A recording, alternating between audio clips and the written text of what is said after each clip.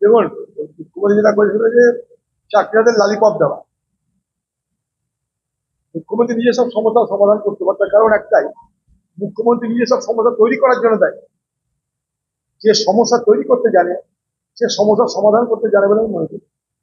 যা সমস্যা হয়েছে এই সমস্যার স্রষ্টা তার নাম হচ্ছে মমতা ব্যানার্জি। তাই সেই সমস্যার নিষ্পত্তি করার ক্ষমতা তার ছিল, কিন্তু সে করবে না।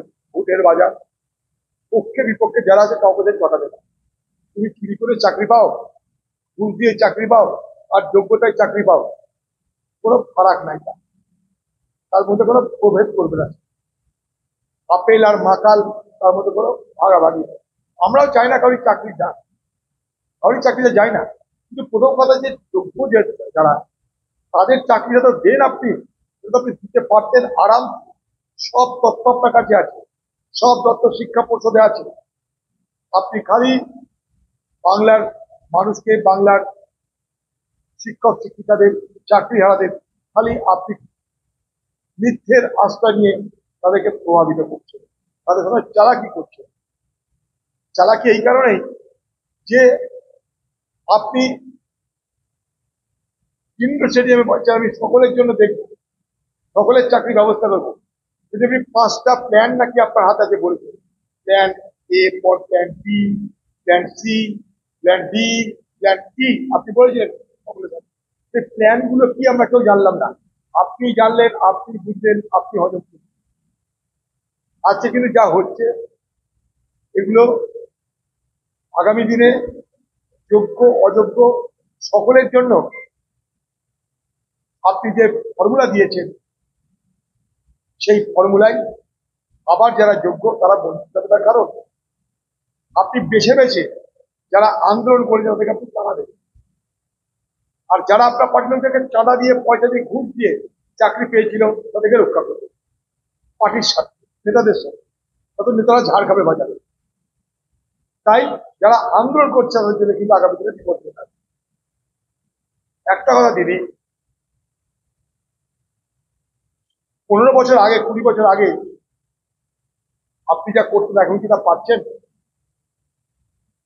হিউম্যান ক্যাপাসিটি করছে, মেন্টাল ক্যাপাসিটি করছে।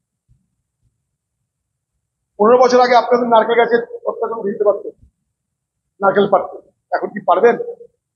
এখন অভ্যাস পাল্টে গেছে, বিদেশে যাওয়া বেড়ে গেছে, আপনার চলন বলনে সবকিছু পরিবর্তন চলে এসছে। এখন কি পারবেন আগের মতন? মোড়ে দাঁড়িয়ে ঝগড়া করতে পারবেন না এখন। তো সেই রকম সবকিছুরই একটা সময় আছে। পড়াশোনা করে যোগ্যতা অর্জন করে যারা পরীক্ষা দিয়ে পাস করলো তাদেরকে নতুন করে পরীক্ষা দেওয়ার কথা বলছে, এজ কমিয়ে, মানে কি আছে? সুপ্রিম কোর্ট তো বলেনি কিছু। আপনি এই মুহূর্তে সব সমস্যার সমাধান করতে পারেন যদি আপনি সৎ হন, নির্ভীক হন এবং হ্যাঁকে হ্যাঁ নাকে না বলেন।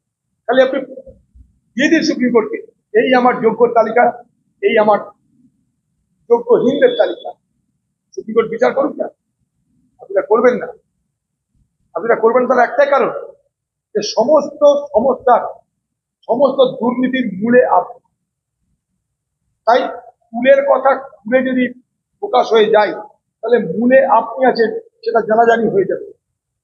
তাই আপনি এতগুলো চাকরি প্রার্থীদের ভবিষ্যতের তালা লাগিয়ে আপনি আপনার মতন ফরমান জারি করছেন, এটা কিন্তু অনুচিত, এটা অন্যায়, এটা উদ্ধত্ত, বিচারিতা এবং বাংলার শিক্ষক শিক্ষিকাদের প্রতি আপনার এক নিষ্ঠুর আচরণ বলে আমি মনে করি।